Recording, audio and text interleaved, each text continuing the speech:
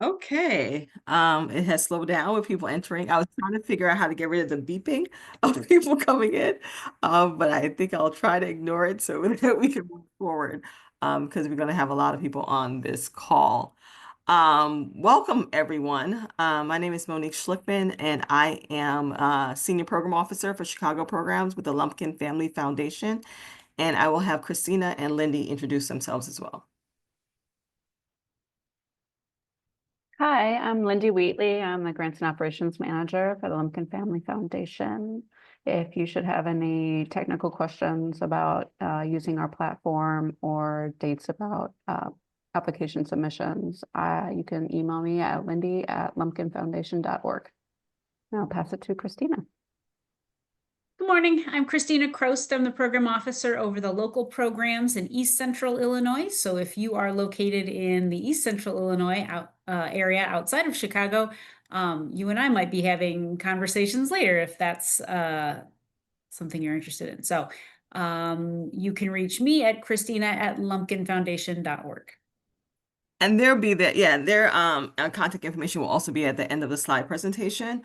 Um, just one heads up, this is my first day back in the office after a 6-week leave. So forgive me if some of the material I little stumble over a little bit because it's been a minute since I thought about work. So just wanted to put that out there. Also, there are a lot of people on this call, and I just want to be clear that this is for the Land Health Community Chicago program only. It's not for any other grant programs dealing with the foundation. And so it is for people, for organizations that primarily serve the city of Chicago, though there are some rare exceptions. I understand that you might be an organization outside of the city of Chicago serving people within the city of Chicago or close to the boundaries of the city of Chicago. But if you're anywhere sort of near East Central Illinois, this is not the call for you. And as Christine said, you can reach out to her. I just want to put that caveat. We will not be discussing any East Central Illinois programming or any other grant programs at the foundation besides Land Health Community Chicago. There will be time for questions at the end. I asked so a couple of things. If you have burning questions as we go along, please put them in the chat, and the staff will be monitoring the chat and trying to get those questions back answered as quickly as possible. And if there's a question that we can't answer, we will be sure to get back to you. Particularly if you just put your contact information, or we'll have your contact information. Just make sure your name is in the chat, and we'll be able to get back to questions that we may not be able to answer. And then at the end, when we open it up to questions, please, if you have very specific, nuanced, tricky type of application questions that 50 other people don't need to hear, please contact me directly or Lindy directly. There are a lot of us on the call, so if you get too narrow and too specific, it'll be hard to answer that question. And so if it's a question like that, I might say, well, just email me or Lindy, and then we'll get back to you. But if it's a question that you think will benefit the room at large, that would be most appropriate for that question and answer period, because we do want to respect everyone's time. I understand there's, might be some nuances and we'll see, but if there's a question that I feel is best that we answer specifically for you, I'll let you know that as well. So we will get started, but use the chat. It'll be your friend for now because of so many people on the call, and then we'll get to it. This is the first time we're doing this for Land Health Community Chicago in terms of information session. So yeah, let's ride together and see how it goes. And I am on dual screen, so if I look this way, it's because I'm looking at my other screen. So this is a team at Lumpkin right now. We have a new executive director, as most of all of you don't know. Bruce retired. I think his last day was Friday, if I'm not mistaken. And Heidi Dusick is our new executive director. So that's her picture, and this is the staff at the foundation. And like I said, our contact information will be at the end of the presentation. And I'm going to get through most of these slides quickly so that we could get to the heart of the matter. So here are the grant regions. So we have our national programs, East Central Illinois. As I mentioned, that's what Christina is over, and we're not going to talk about it today. Chicagoland program. So we have our Land Health Community Chicago program, which we will be talking about today, our Neighborhood Fresh program, which is Austin Fresh, North Lawndale Fresh, which we will not be talking about today. And then we have our Wellness Grant sabbatical programs that just passed recently. And so we will focus on that first program that is on the slide, which is our Land Health Community Chicago, which used to be Aspiramos Juntos. So some of our older time grantees know that program to be Aspiramos Juntos, but it has now been changed. The name has been changed to Land Health Community Chicago. So those two are pretty much synonymous programs. So if you hear me say Land Health Community Chicago, think about Aspiramos Juntos for those of you who are a part of that grant program. Next, so I'm going to be reading some text. This is all from the website, but I think it's important for you guys to understand sort of the basis of this grant program. So LHC Chicago, so from now I'm going to say LHC Chicago. It's expanded its focus areas to reflect our commitment as a foundation to supporting holistically healthy communities in the Chicagoland area. We believe that a community's health is rooted in its ability to access and obtain life-sustaining resources for all of its residents without undue burden, systemic barriers, and inequitable opportunity. So that is sort of like the ethos of the work that we do with Land Health Community. And so as we go on, you'll sort of understand how we do that and achieve this goal in our grant making program. So this is what we fund. We look to fund projects and organizations for to make sure that our communities are physically active, values healthy eating, and prioritize overall well-being. That's one category. Second, we believe that all communities can thrive, that communities can have that have faced and continue to face inequitable and unjust policies, laws, and practices will be equipped with the resources needed to realize their full potential. That's a continuation of the previous slide, just to understand that this is what we support, organizations that do this work. But specifically, this is what our priorities are. And I'm going to go quickly because I just want to get to sort of our questions. Funding priorities. 1, opportunities for children in and out of school to engage physically with and to learn about the natural world, to eat well, and to care for the planet. So think about the programs that you're going to propose and whether or not what you're doing falls into that category. 2, a community and or multi-generational approach to addressing the mental health and wellness of youth. This number 2 was not a part of Aspiramos Juntos. It is sort of a new focus with our last grant cycle in terms of building in mental health into this program. So if you have a multi-generational or community approach to addressing the mental health and wellness of youth, that is something that we're interested in. 3, efforts to increase access to healthy and sustainably produced food. And lastly, grassroots and community-led initiatives centered on the pursuit of food justice. So those are our 4 funding priorities. And so thinking about our previous slide in terms of what our ethos is, and now you see our funding priorities, this is what this grant program funds. And yes, the slides I will make available at the end because I'm sure someone will ask that. So I will make the slides available at the end of the presentation. So something that so in the past, we only did sort of like project-based funding, and then we had our core grantees, we did some general ops. So this grant program has changed a bit from Aspiramos Juntos. So I want to take time and sort of show you sort of some of the changes that we did in the program. So the first, special funding opportunities, and I'm going to draw this all together and make sense of it for everyone. So in addition to our project grants and core funding, which I'll talk about in a moment, we do have these also additional things tagged on to this grant cycle, this grant program. So the first, a community gardening grant, right? So some of you applied for this last year. Some of you took advantage and, put in 5 applications for five community gardens. So what we're saying is organizations can apply for up to $5,000 per community garden. So what it looks like is if there is a previously underutilized green spaces to improve upon or to expand existing gardens. So you are an organization and you know of sort of 5 plots of land that you want to build community gardens on, that those are separate community gardens that you can apply for $5,000, up to $5,000 for each garden. That is in addition to whatever other project grant you may apply for, we're also saying we believe that community gardens are valuable and we are investing in it. So in addition to all the other grant opportunities, we're saying there's a special opportunity where if you want to build community gardens or expand on existing community gardens, you can apply for up to $5,000 for each of those gardens. Okay?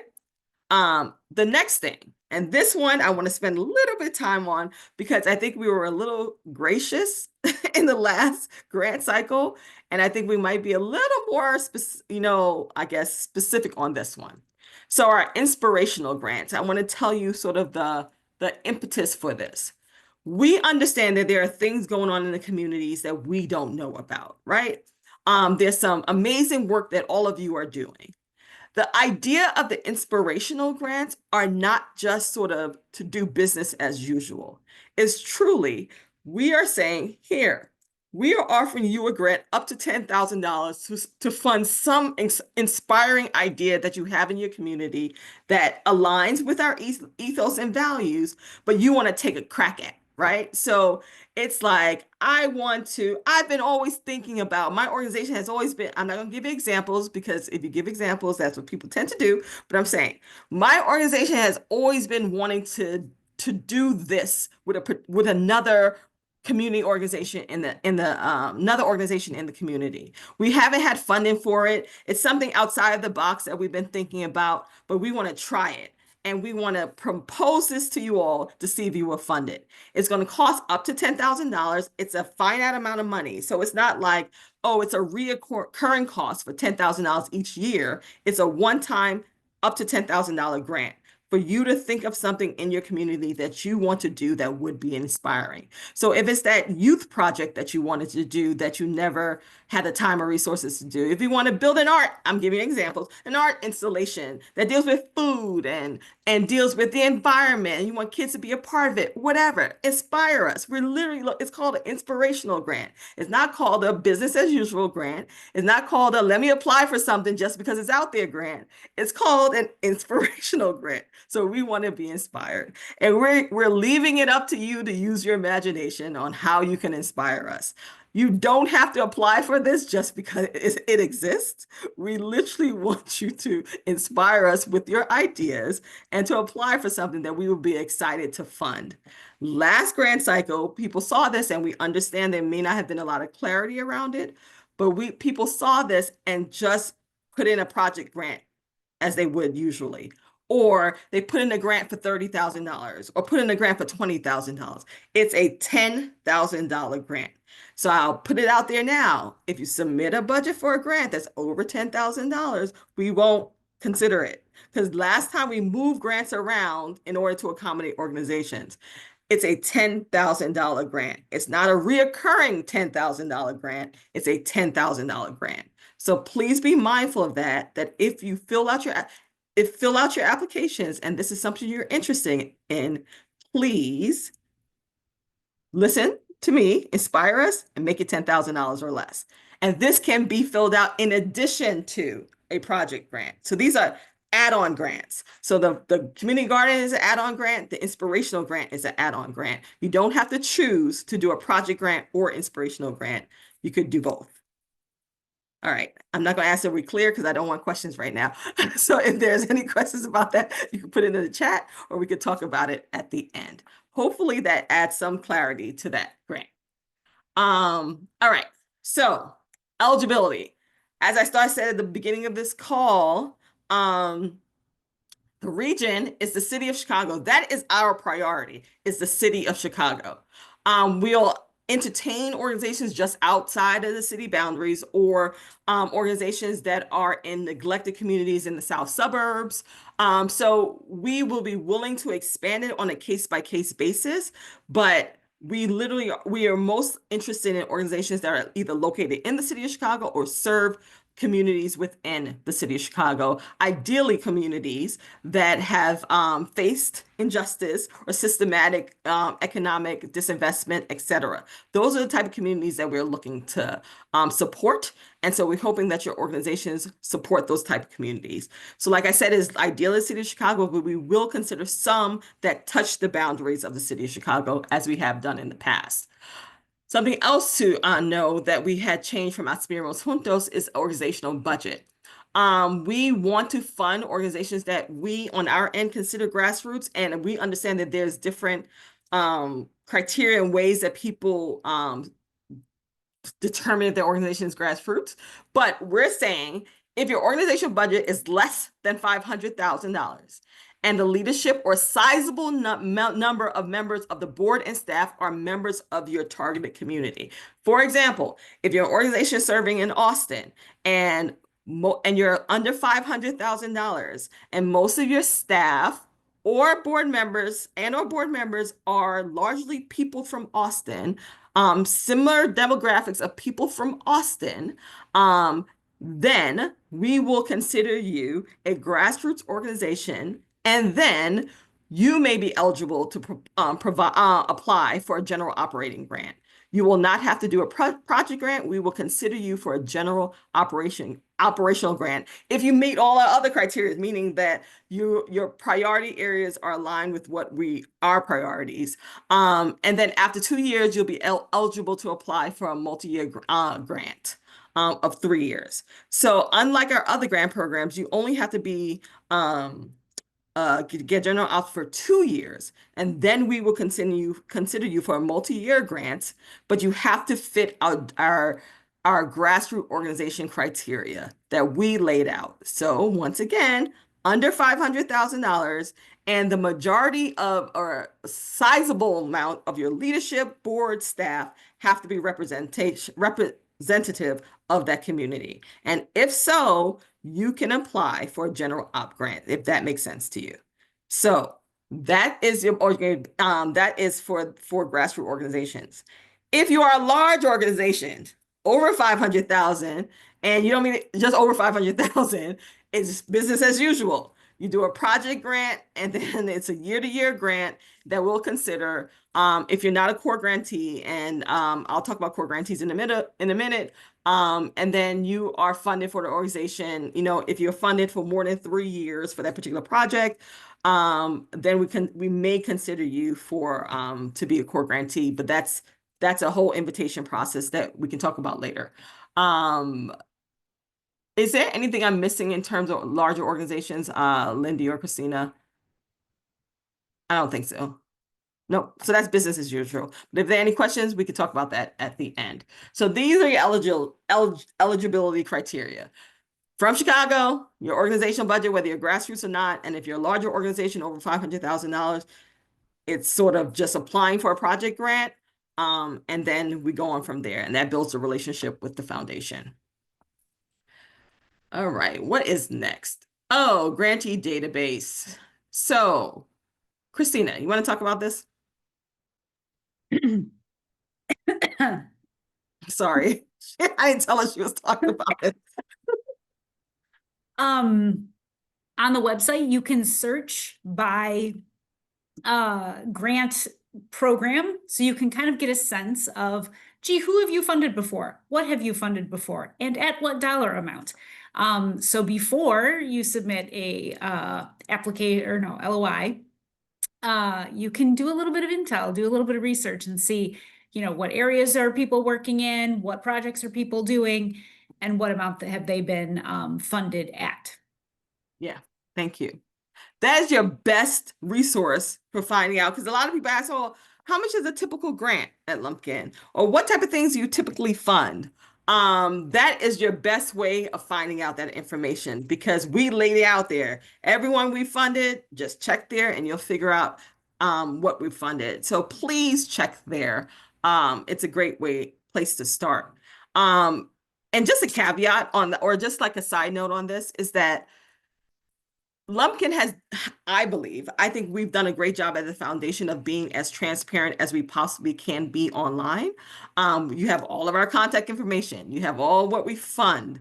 Our 990s are available. Like everything that you need to know about us is pretty much available online. While I understand that it is a great thing for you to do is to send an email to one of us to set up a meeting to learn more.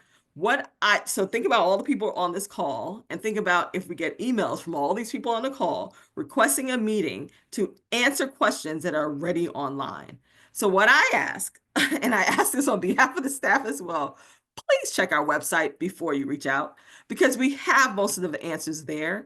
And so if you start there, and you sort of educate yourself on what the foundation does, who we fund, and how we fund, that is a great first start. And then if your question is not answered, then sure, please feel free to reach out to us. But just know that we get a lot of requests for meetings. And so sometimes I'll speak on my behalf. It can get frustrating when people are asking for meetings for information that is already on our website. And so I'm just putting that plug out there. Please check our website first before reaching out. Just we're a small staff, and so we want to be responsive, but that's the best way sort of to get information about the foundation. All right, let's continue. All right. So we have two types of funding besides, I'm not talking about inspiration or the garden programs, but generally we have core grantees. Those on the call who are core grantees, they know who they are. But if you receive programmatic funding 3 years in a row, and you're in good standing, and we believe that you align with our organization or our foundation in a particular way, we might consider an organization be a core grantee. And once you're a core grantee, you get recurring funding for multi-year general operating support. While we understand that is what most people desire, we can't make everyone a core grantee because then we won't bring any new people in. So we have to balance between how many core grantees we have and how many people sort of that we invite to apply every year. So if we are going to reach out to organizations that we would like to be core grantees. So you don't have to say, oh, we've gotten funded for 3 years and send an email. Can you consider us to be a core grantee? This is something that we're assessing all the time on a regular basis. And so like I said, we have to balance core grantees versus non-core grantees because we think that's essential to bring new people into the fold. So just know that that's something that we are always looking at. And if we're interested in bringing your organization into the core grantee fold, we will reach out. And just also a caveat, we're always thinking about sort of like how can we best serve grantees and potential grantees and thinking about the core grantee versus project structure. And we're trying to be flexible and figure out the best sort of sweet spot for this. And so we just ask for your patience as we sort of, work to be, I don't know, less burdensome to you all. So it's something that we're always working on. And then there's a program project grantees. That's 1 year support for a specific program or project each year. That's what most of you would be familiar with. And those who are new to this, to the foundation, that is what you're here now to just fill out a LOI for a particular project or program. And then that brings you into the fold if we invite you for a larger application. We're almost up to the questions. So, Lindy, I'll give you this slide. This is your sweet spot. Okay, so if you don't already have an account with us, or if you forget the password, just email me and I can get you set up and onto the platform where you will see our current grant offerings. This one opens on the 22nd, so that's the date you can get in to start editing your letter of inquiry. Let's see. So those will be due by September 26th. And once we have collected all those, we will take them to the committee and decide who we will invite to submit a full application. So we went through a drawn out process last year to reduce the burden of this letter of inquiry stage. So it's very short and it's very light lift. And the applications are where we get deeper into the weeds. We start asking about your board members, your budget, more specific information. And if there's anything additional that we need to know, we will reach out to get those materials from you. So once you've gathered all the applications, we will reach out to you to schedule a site visit, where it might be virtual or it might be in person, depending on if you have a physical space that we might see, or it might be virtual if it's for programming and we want to ask more questions. And once we've gathered all the applications and done our site visits, the committee will decide on our grant process and awards, and I will reach out to you individually to let you know whether or not you've been funded or not. But those will go out before Thanksgiving, definitely.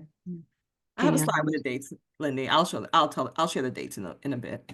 okay, Yeah. but don't worry, we will tell you whether or not you are funded or not. So we're not going to leave you hanging. Yeah. That's all I Uh, had. Thanks, Lindy. Something to know also, like all of our grant decisions are made by committee, and there is a finite number of dollars. So you can have a phenomenal program, and we could have thought that it was a great application, etc., but we just don't have the funds right now to fund that. Or there may be another organization that does something similar, and it might be in a location that we want to fund for this current year. There are a host of reasons why a committee of members can decide not to fund a particular application. And so I know a typical email that I might get after a declination is, why didn't we get funded? And so I'm saying now that like there is a vast number of reasons, and it's often hard to put that in one email why, 4 to 5 people chose the way they chose. And so just know that sometimes if you ask me the why, I may not be able to give you an answer that will satisfy you. Because often it's not about your application or the quality of the application, but just the full pool of applicants and weighing your application versus against the pool. So just know that there might be some applications that or LOIs that are completely sort of outside of the scope. That's one thing, but for the most part, it won't be. It's just it's a numbers game, and it's a committee decision game. So just know that, because I tend to often get questions as to why. And so as much as I can answer it, if it is something specific, I will, but just know that's often that's a very difficult question to answer.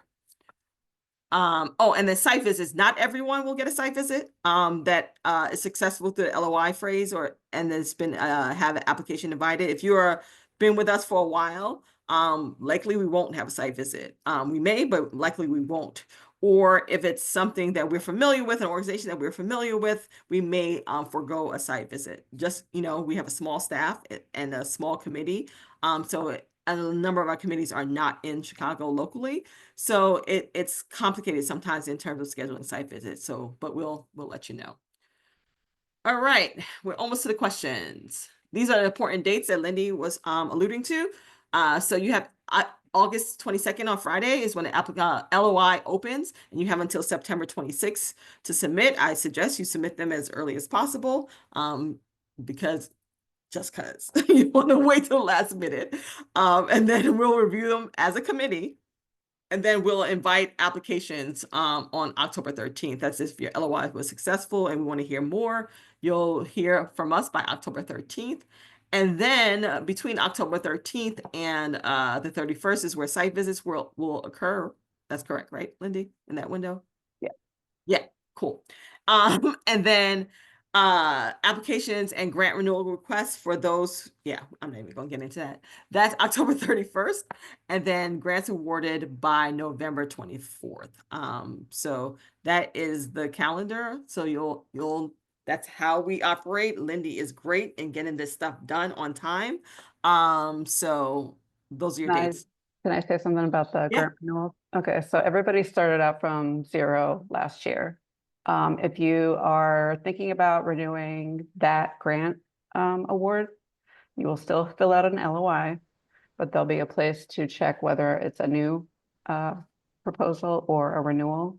So you just check that and fill out the rest of it. And based on those, we will invite your renewal, but instead of filling out a full application, we will just ask you to submit your post-grant report early. And we will reach out to you individually about that. But first step is to do an LOI. Yeah. So everyone will do an LOI. And if you had a grant in the past and you want to renew that grant, or last year, if you want to renew that grant, then it's a box check, and then your process gets a little bit different, as Lenny just said. But those are only for people who already have a project with the foundation. What else? Hey, here we are. Questions. The next slide, hold on. The next slide is our contact information, but it's all on our website, so you actually don't need to take that down. It's all on our website. Like I said, back to the transparent part. But let's go to questions. This is gonna be fun. So if you have a question, if you could put your little the raise the hand function, if everyone knows how to use that on Zoom, that would be the best way. Or you can just get yourself off mute. I just ask, if you get yourself off mute to ask a question, please turn on your camera so that we will know. Otherwise, you can put your hand up and then we'll answer questions that way. Any questions?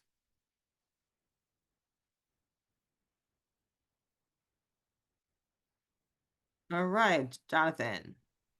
Hi, can you hear me okay? Yep. You don't need a camera. Awesome. I know who you are, so no, go ahead. Yeah, it's all right. Sorry, there's a lot going on my That's end, okay. and I may have missed a minute or two. I just want to clarify the Sure. community garden grants. Were those one time, or those eligible for renewal? I Those understand the inspirational grants are not, they're one time, but the community garden grants, could you talk a little bit more about that? Yes, so those are eligible for renewal. So if you got a community garden grant before, this one, you may want to, to maintain or extend that garden, or start a new garden. But yeah, those are, so those are not, so when Lindy talks about, let me actually clarify, when Lindy talks about renewal grants, community garden grants, you will still have to apply again for those community gardens. So that's not going to fit into like continuing a project. Like those are, so if you got, basically, I wouldn't say they're renewals, but if you got one last year, you could get one again. I think that's a better way to say it rather than it being a renewal. Go ahead, Jonathan. Thank you, sir. Yeah, I did. And just to clarify, organization budgets over 500K, not grassroots, project-based proposals. I understand you could apply for both community garden and inspirational. Can you apply for all three: program, project, community garden, and inspiration? So you can apply for program project, yes, inspiration and gardening, correct. Just know, back to the finite number of dollars that are available. So sure, knock yourself out. However, the chances of getting all three are very slim. But yes, we've had organizations last time that did all three. So yes, that is definitely an option. Monique, that was I see a question in the chat that I think may have been answered by that. Okay. Aaron Rose asked about, if you request a project grant, can you also request community garden and or inspirational grant? So I think you just answered that. Yes, so Jonathan, yes, so you can apply for all three. And that was Jonathan from Plant Chicago. So if you can say where you're from, that would be helpful as well, just for the room. Chantel Miller. Hi, hello, can you hear me? We can. I'm with the Cities Project in Chicago, Illinois, and I hope this question isn't too specific, but our organization is operating out of a university. Is the operational budget, would the operational budget be considered a part of the university's operational budget or our specific organization? Great question. People have done both, but what is most useful to me is your particular organizational budget. Usually when you apply through a university, sometimes the advancement office makes you fill out it for the university. But if you can somehow submit a budget that is applicable to your program, your area, that would actually be most helpful. Lindy, am I telling the truth or am I making that up? Okay, that's good. Okay. So that would be most helpful if you are able to get away with it. I know sometimes universities, it's challenging to do that. Okay, thank you so much. You're welcome. Javier, Hello, everyone. Question, can a nonprofit be an applicant and also be a fiscal sponsor with another community organization for another grant? so can the fiscal sponsor basically apply twice, is what you're asking? Well, in one, they're applying directly, and in the Right. other, they're representing another community partner. Right. So you're essentially applying twice, one on your behalf and one on a community partner. Yes. Yes. Okay, awesome. Thank you.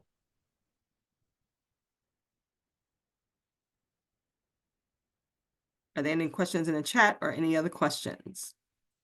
Yes, there's a question in the chat from Asia Summers from the Lincoln Park Zoo. So if Garden and Inspiration grants are add-ons, do you need to apply for project funds to apply for those? And do they need to be for the same project? So no, they can be independent applications. So I use add-ons usually because people apply for both, but no. If you just want to apply for garden grants, you can. If you just want to apply for inspiration grant, you can. And the inspiration and garden grants do not have to be connected to your main project grant. Those are all separate. So add-ons is probably a misnomer, but it can be an add-on.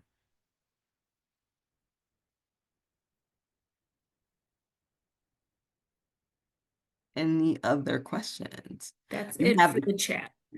I say you have the captive audience of 3 of the 4 staff members of the foundation. So are there any other questions that you might have? I did have one clarifying question. And Sure. I might have missed it. Uh-huh. Is there a cap on the, oh wait, yeah, the operating grant is for grassroots organizations, and is that a different cap than the project grant? Not really. No. No. No. So you should still when we talk about the database, just get a sense of the amount of money we typically give organizations. Got it. Thank you.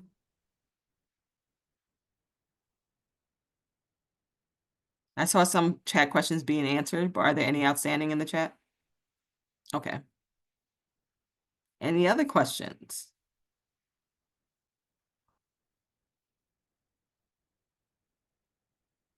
What's the collaborative question? Can you read that one aloud?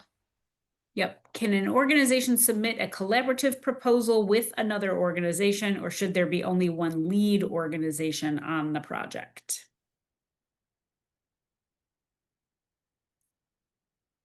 This is actually one you and I probably need to talk about. Okay, I'm trying to think of the difference between those two scenarios.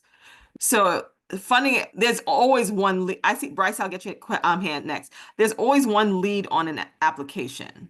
So when it's submitted and founded, one organization is taking the lead on it. So I'm not exactly sure on the difference of those two options. And collaboration is great. So, we're looking for organizations to work together. That's great. But yeah, one is going to do the application and then communicate with the other. Yeah. There is an option in Foundant to invite someone else to collaborate on an application. So while there will be one lead, you can invite your partner organization to work on that application as well. Bryce Ellis. Hello, ma'am. My name is Bryce Ellis. I am a member of the Cosmopolitan Community Church. I just had a question regarding when it comes to how you would, when it comes to I guess the letter inquiries and the proposal, would that need to come from any sitting person within an organization, or would it need to come from the head? Would I need to, it to come from the pastor? Can you elaborate on that for me? I think and Linda, you could correct me if I'm wrong, it's anyone who has authority to submit with an authority. Okay. organization, submit an application on behalf of your organization. Right, Lindy? Or does it have to be an executive at the organization to submit an application? Usually it's anyone at that organization, but we do ask for the contact of your executive director to be on the file as well. And then any signatures we need for grant awards would be, the ED's signature would be required, whoever is authorized to make, sign contracts on behalf of that entity. But we have had like just program leads or grant writers submit for an organization, and we just ask for those contacts to be included as well. Okay, thank you. And one follow-up question. I know you mentioned earlier, sorry, I've been chiming in and out while I'm That's at okay. work, to gather information. You were going to send the slides. Were you actually going to just send the recording of this presentation? What are we doing, Lindy? So after we're done here, I will post it to our YouTube page and also make that recording available on the grant program page of our website. So we have a Okay. special page just for the LHC Chicago program, and so you'll be able to get to it from that page. Or you can Perfect. visit our YouTube channel. All right. Well, I And then, appreciate the information. Oh, I'm oh, sorry. sorry, You go ahead. Bryce. No, go ahead. You finish. I was just gonna say I appreciate the information. Thank you. No, you're welcome. And then we have the list of registrants that we could just send the slide deck to, right? Yeah, great. Thank you. You're welcome. Any other questions? I see some in the chat.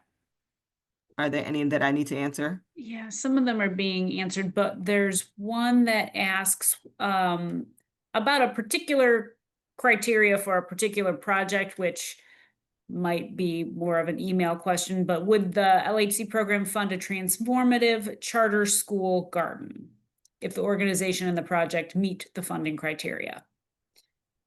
Meaning, I think the thing here is it's not a public school, it's a charter school, you know, maybe that's Oh. the delineation. If it's compelling and if it meets all the other criteria, sure.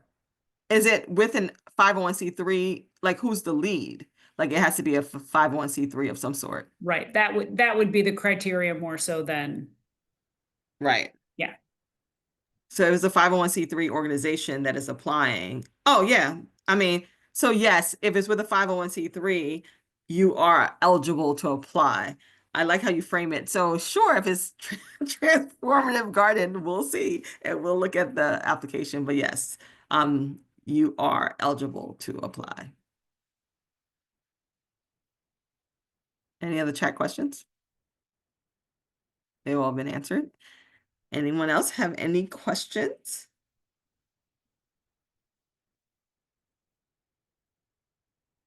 So I'll say again with the inspirational grant, think about it, inspire us. Don't apply for a status quo grant with the inspirational grant.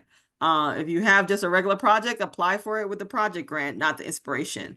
We really want, I mean, part of the impetus for the inspiration grants also is it serves as a way of us thinking about, oh, can we expand this grant opportunity in a different way because people want to do this? And these are the things that people are asking for. So it's our way of sort of hearing from you, what else you want to happen in your community. So just think about it. And if you have any additional questions about it, you can email me, but those are truly for us to be inspired. Any other questions? If not, we could give you back 15 minutes of your time. Yes, Anna, you have a question? Hi, Anna Garcia Doyle from the One Earth Collective. I just want to say thank you for maintaining this and for the thoughtful realignment, or especially around like representation from service groups, right, in leadership and on board. And so I guess, I don't know how to ask this question, but I think a lot of us have been dealing with a lot of challenges. And so it's really welcome to see that this opportunity still exists and how thoughtful it is in its current form as well. But I'm wondering, is there anything in speaking with past grantees or folks who are interested now or whatever, just from your perspective in terms of, is there anything in this moment, right, that you are especially looking for? I mean, you've made everything clear in terms of the guidelines, so I'm not really asking about checklists, but is there an express need that you feel? I know we're coming from the communities, but from your side of like, you know, what you think in this moment with a lot of challenges to some of our sectors, are there things that you feel would be especially transformative, or that you are, you know, what is your posture around this moment? And is there anything you could share with us to help us also meet the moment? Thank you. Oh, thanks, Anna, for that one. That was a deep question. I mean, it's a real and relevant question. I think that um, there are other sort of grant opportunities that the foundation is doing to really be responsive to this moment. So that was a part of our impetus for like our wellness and sabbatical grants. And then we have another grant opportunity that many of you were invited to in terms of our response fund. I don't actually know what it's called right now. But it's something of that sort. So as a foundation, what is it called? Resilience Fund. Thank you. So as a foundation, I think we're looking at this broadly to say, how can we support our grantees in this unprecedented and dare I say, ridiculous time that we're in right now. And so I think as a foundation, we're doing that. For this grant period and grant program specifically, I can't really answer that for you all. So we're not looking for anything in particular. We are responsive to you all, right? And so if you're telling us you need this because, and you make your case, like, I will say that we are ultra sensitive and aware of the time that we're in. And so I think that grace and sensitivity will go into our review of applications. So I can't specifically tell you anything, but just know that this is something that we talk about, think about, and deliberate about often. And so I believe that grace and disposition will lead us as we make decisions, and hearing from all of you as to what you need for your particular communities. So we will never prescribe to you what your communities need, but we will listen and hopefully be as responsive and as sensitive as we need to be, to all of your needs.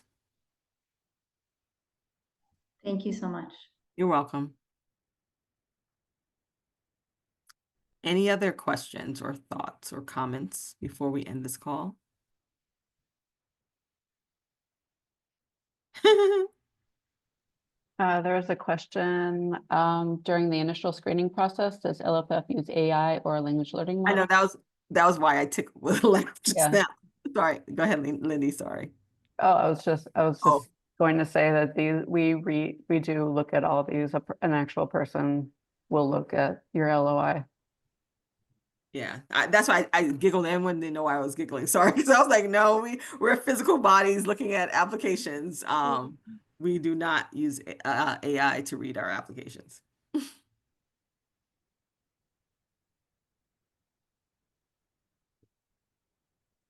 Thus, be mindful of that when you're submitting your applications or sending us emails. It's a small staff, and so we are doing all of the work in trying to be responsive and read these and to be thoughtful. There are committee members as well, but yeah. Any other final questions? Seeing none, and reading none.